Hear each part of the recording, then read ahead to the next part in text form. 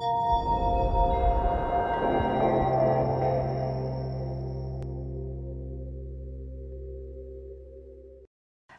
and welcome to day one of the World Economic Forum here in Davos.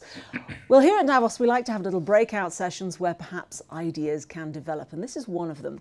A half hour in which we're allowed to explore some perhaps new territory which isn't touched on very often when you're talking about business or politics. Now, in this session, what we're going to do is talk about physics and chemistry and perhaps how those topics can be used to solve some of the problems that the world is facing today.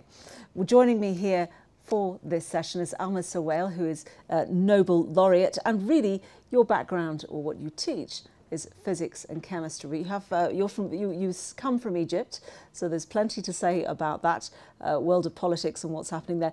Let me ask you first of all, when you see what's happening in the world of economics, which is causing a fundamental rethink, do you draw on your scientific background to come up with some solutions in your own more mathematical way? I don't know if I can come up with some solutions, but I can reflect on it. I do think that the gap between the have and the have-nots now is so huge that we all have to think about new ways of how to help the have-nots.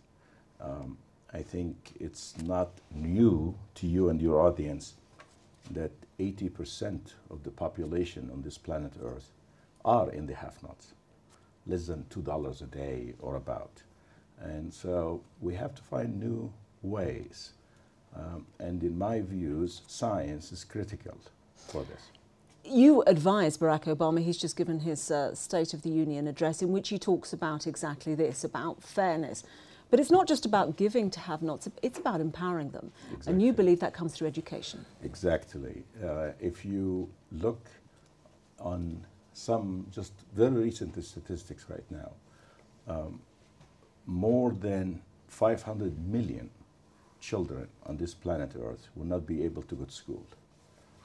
And so if you are going to have economic development in the world, you can't have it in the world market of today, as we're seeing in Davos, without empowering these people with some education. And so it's not a question really of just giving them money or aids. I think we should work very hard through a partnership. I called it in some of my writings, it's a true partnership from the developed world into the developing world.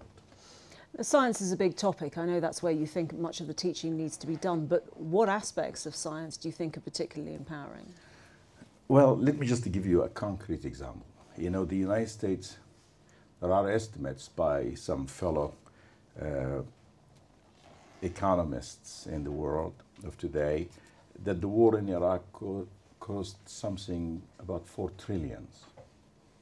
Let's say 1 trillion. And that's $1,000 billion. Imagine if we took 10% of this, which is 100 billion. And just for the region, for example, in the Middle East, what we could have done was 100 billions in ways of education, centers of excellence in science, trying to help these people, to empower them, solve some problems in energy, water resources, reform of education of the 21st century. So it seems to me it's not a question of money, really. It's a question if we are very serious and sincere. It's a question of reprioritizing. Exactly, and being determined to solve the problem. Does education have a role to play in diplomacy? Oh, there is no doubt. And in fact, I have written an article called Science in Diplomacy, because I think that if we can get diplomacy to be as strong utilizing education as we will do, let's say, with the military forces that we provide, it seems to me we'll have a better world than what we have. Do you have a more concrete idea of how that would work? Is it a transfer of information, a transfer of expertise? How do you go into countries, developing countries, poorer countries, and start teaching people when perhaps their needs sometimes are even more basic than that? Well, you know, I'm reminded by a statement that Nehru made when somebody, this is more than 50 years ago, and somebody stand up to Nehru and said, how can you speak about building the Indian institutes of technology, and we don't have clean water. And Nehru's answer, something to the effect that the reason we don't have clean water is because we don't have science.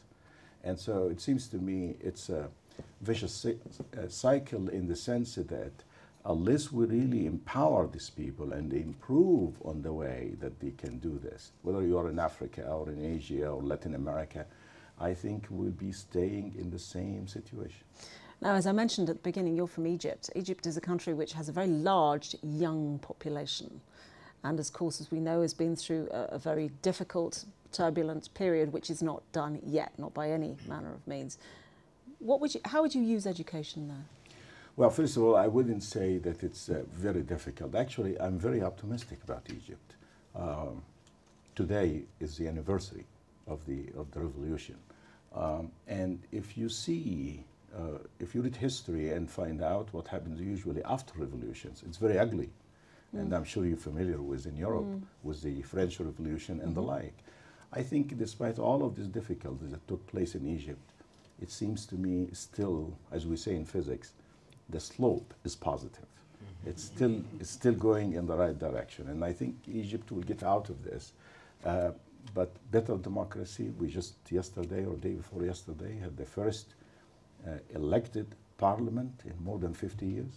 In the history of the But country. would you now be going into Egypt at this time of great change and saying what we need is education and science? Even now, is that the time? I'll give you a personal story about this. For 12 years, I've tried with the old regime to get education and science as a priority in the country since I received the prize in 1999. And we got nowhere.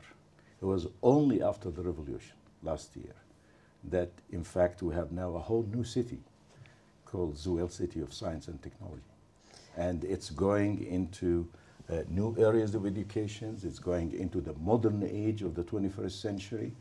The government has approved a special decree for it. The young people are very excited, and the Egyptian people are donating money.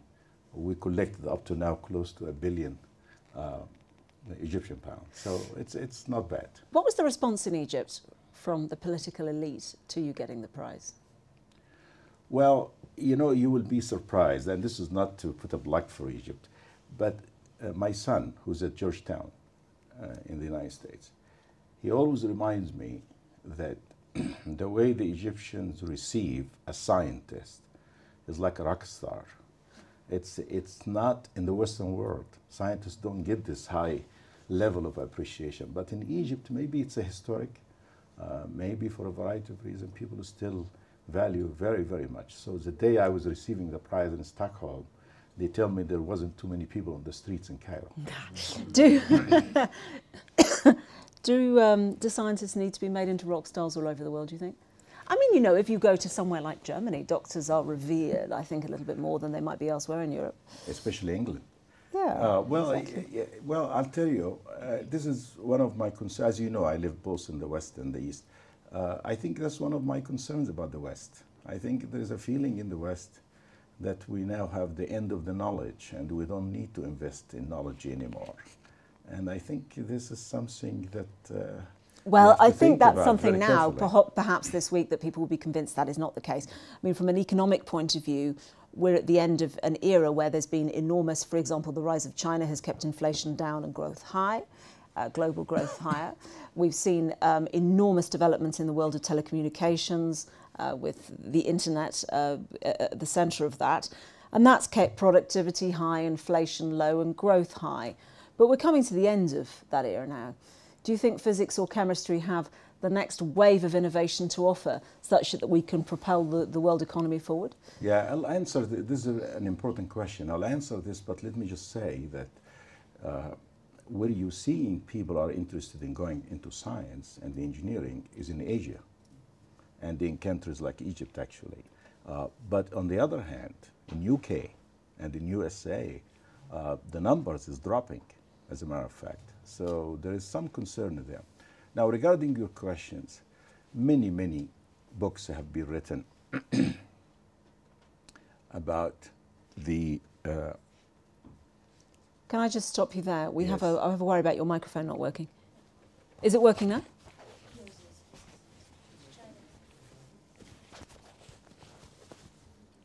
Yes? No, it's not working. Maybe that's a signal to end the program. Yeah, So, exactly. We have a real life failure of science. Okay, so let's pick up then. You were talking about perhaps the lack of glamour attached to engineering. well, there is books and books have been written about the end of science and the idea that we are at the end of the roads in certain areas. I frankly give it very little weight.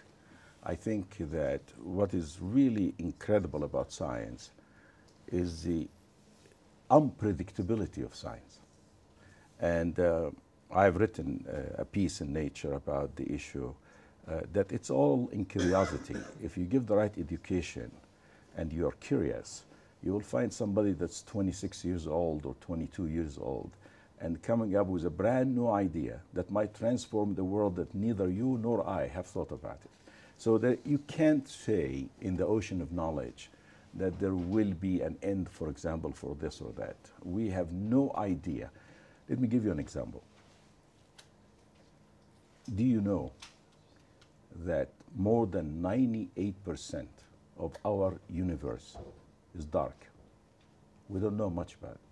So we only know less than 2%, including galaxies and stars and the like, all of the planets, everything. It's only less than 2% that we know. So the discoveries are really up to, once you educate the people in the right direction and you plant the elements of innovation, you will always find new things in science. What about all of this particle physics that we're seeing at the moment, neutrinos and such like? It's really hard for a lot of people to understand why that's relevant to them. Is particle physics relevant to us? Apart from the fact that we wouldn't be able to stand up unless we had it, you know.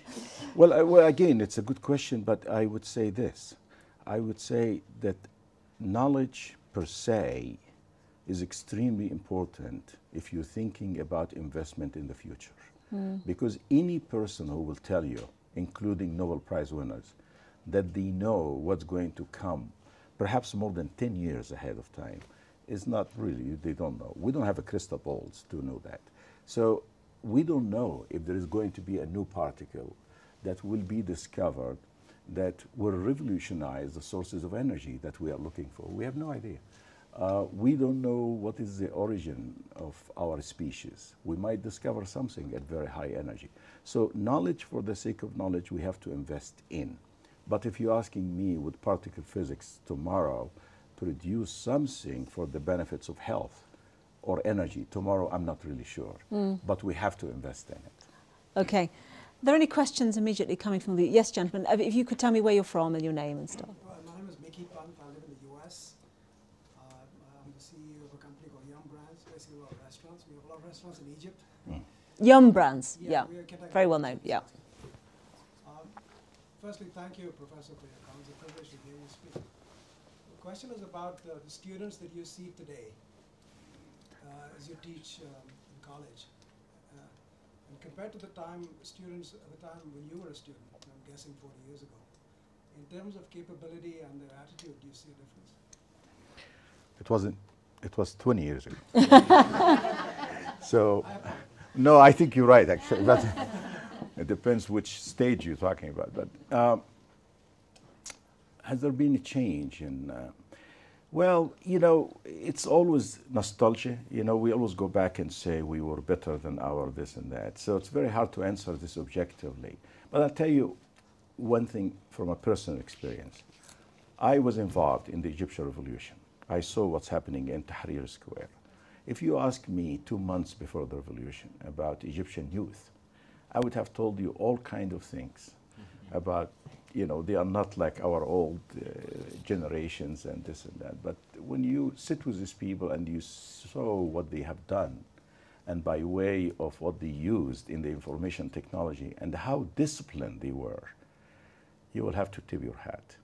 So I think every generation have their own way of doing things. And I think that's the way we probably survive as a species. Yes, please. Hi, I'm Mohammed Al-Hawam from Egypt. I'm Mohammed Al-Hawam from Egypt, and I run a social enterprise that focuses on education for children from 6 to 12. And the more we study the curriculums that are there in different countries, the more we find that it pushes students to not practice critical thinking. It's very restricting because there's one answer, it's at the end of the book, and you're not supposed to look at it. And when you make it an alternative educational system, it's very expensive, to be honest, to make it based on mentorship and an open curriculum. So do you have any idea how can we develop critical thinking in a cost-effective manner that is not expensive? Because if you look at around the countries that are doing that, they're spending a lot of money in there. Right. How can we make something cost-effective? You will be intrigued on this council of President Obama. One of the things, we are a small group, and one of the things is critical for our study is also critical thinking of American students. In other words, the problem is not only in the developing world, it's even in the developed world. Because why? The inventions are huge. You're talking about Wikipedia, and you're talking about MySpace, and so the education that we used to, the blackboard, the whiteboard, all of that stuff, is gone. My son, before he went to college, if he wants to solve a quadratic equation, he just put it in the computer, even without thinking. And we used to do it by hand and think about it and so on. So you will have to develop a new ways. And I have seen new experiments in Malaysia, in Turkey, that are outstanding. And you have to develop, for example, I've seen one in Turkey where you actually sit down and you see the actual experiment of Isaac Newton with the apple coming down on you, but you are in a virtual laboratory. You really have to rethink about all of this, and the traditional way are essentially gone right now. Yes, please, this gentleman here. My name is Salim Ali. I'm a professor of environmental science at the University of Vermont.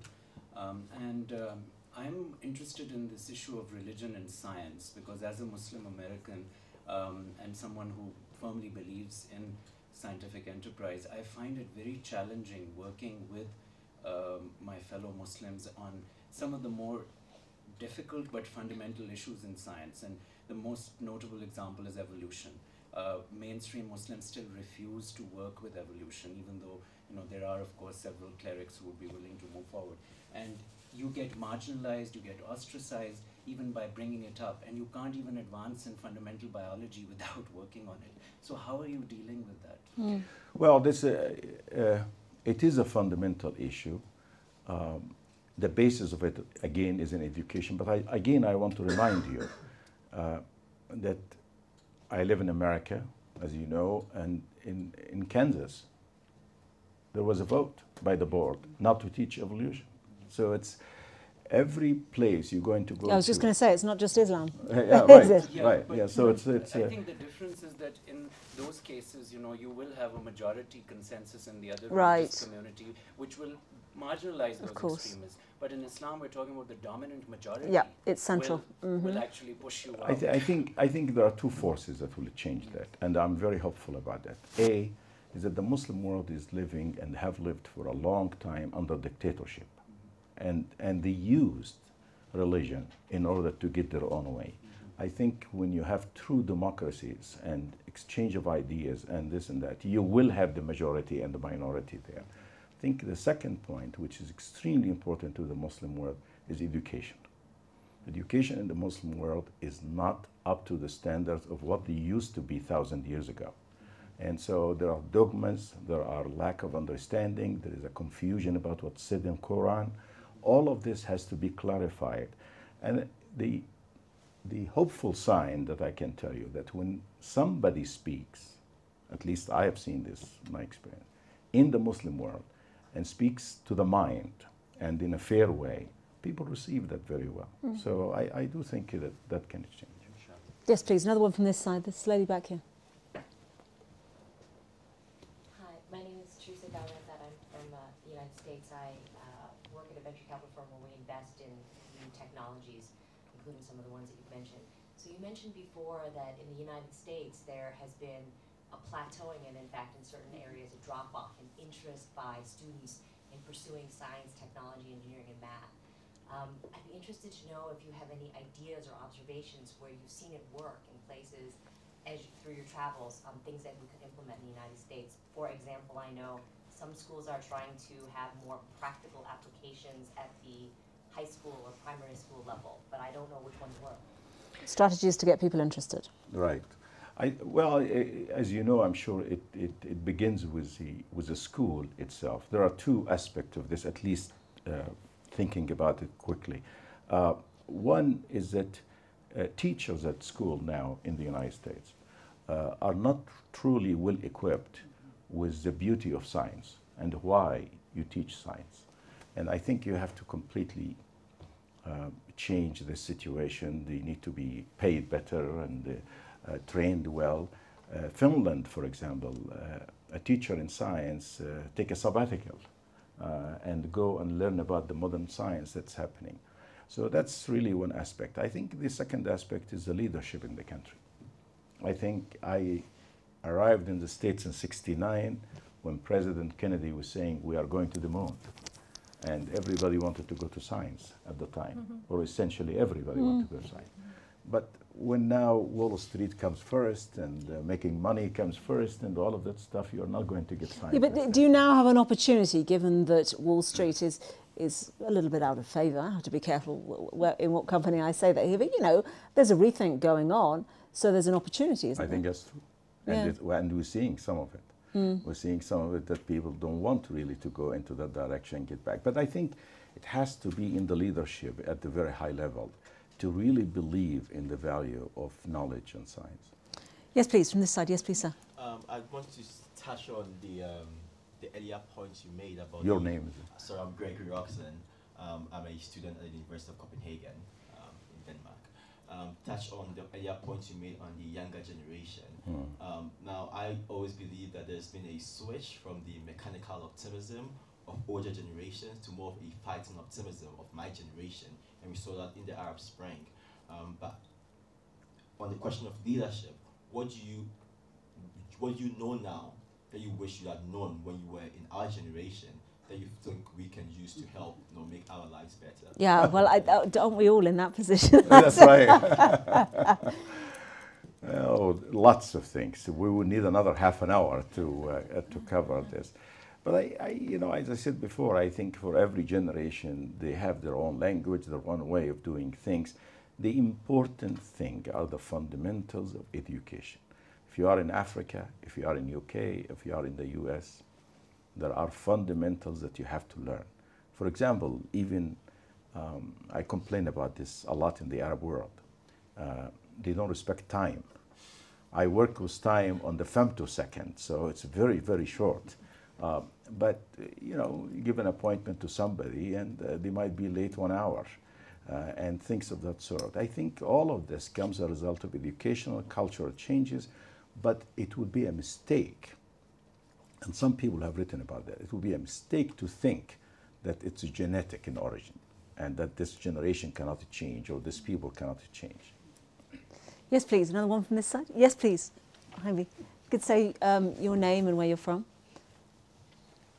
Yes, Elizabeth Esty from the United States as a congressional candidate, thinking very much about these issues, and one of the reasons I'm running is great concern about the hostility to science, actually, that we're seeing in the political class right now. So some observations of what we do when the politics are in fact anti-science, and there isn't support, as we see right now, for even basic research and development, which I think is going to be critical to, as you said, the man on the moon. Any sort of political leadership is going to have to, I think, elevate science, and that will require politicians to not attack it, but in fact... Well, could you give me a justification as to how you see it as being attacked? Oh, certainly. I mean, the House of Representatives called for cuts in basic research and development. Right. So just, out and out saying, we are not supporting science. This is not important for us to do. We are not going to support aid money abroad that would be building schools, that would be facilitating exactly what you were describing, diverting not 10%, but we're talking... Do you think that's austerity, or do you think it's a political attack? Oh, it's a political attack. I mean, that's actually very contrary to what Bush was doing, which was quite the reverse, wasn't it? Wasn't he trying to spearhead scientific development? So do you think it's this administration is what I'm asking? No, I'm not saying the administration. I think there's actually, currently in the Republican Party, at least in the House of Representatives, there is an anti-science strain. Oh, interesting. We're seeing it reflected in the debates right now on the Republican side, that there's there's hostility to science. Oh, interesting. Well, from what I know that the fact that the White House and certainly the leadership of President Obama is very much interested in support of science, and they feel, the president himself feels, that there will be a serious problem as far as innovation in America if we were to cut in the support even of basic science. But the problem, as you mentioned, comes in the Congress. I'm not sure it's a hostility, to be fair, but I think what it is that they want to cut across the board. So they will say 20% across the board. But as everybody knows, if you want to maintain your innovation, you cannot cut education to the same extent as you will do with other things.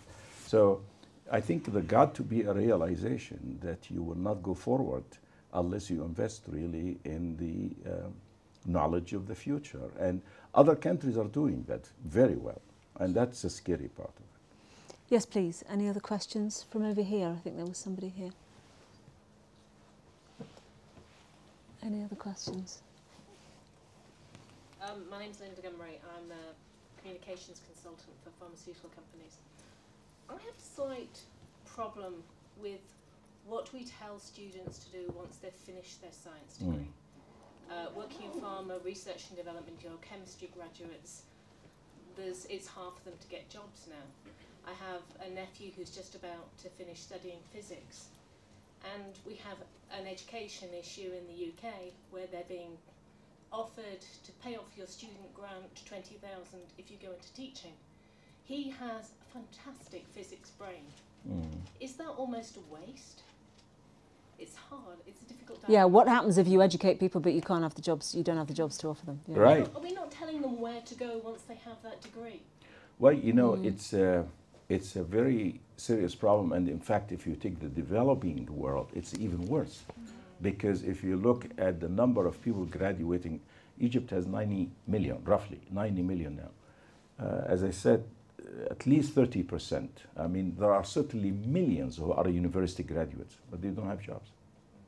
But it seems to me this short-sighted, because on the part of the administration. Because if you look in places like China, for example, 1.3 billion, and everybody would have said that you can't find jobs for these people.